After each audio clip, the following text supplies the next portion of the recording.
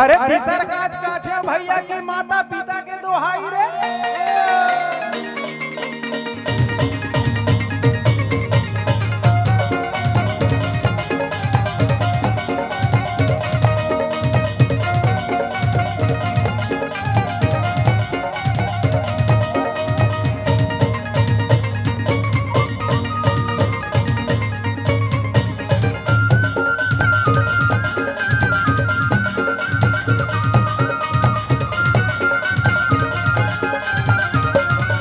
अरे रे रे रे रे रे, अरे आजेऊ काजर भांजेऊ लौठी संगी औ बैठे में छतान के।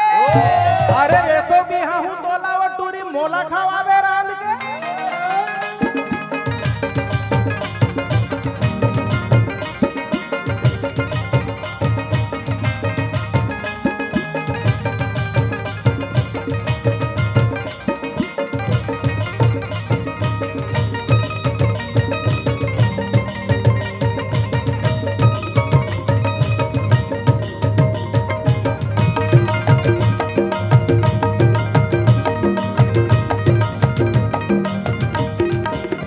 अरे रे रे रे रे रे रे रे, अरे भले गांव मोराम गांव है संगी औ चारो मुड़ा हरियारी रे।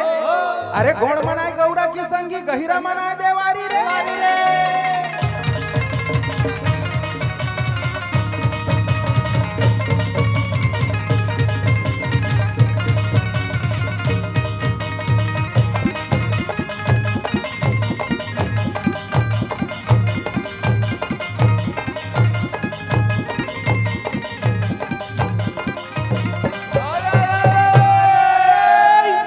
के सावन खावाया सावना ही रे संगी मोर मोर भर भादो चना कई धारे तारे कि रंग महल मां बैठे हो मालिक जी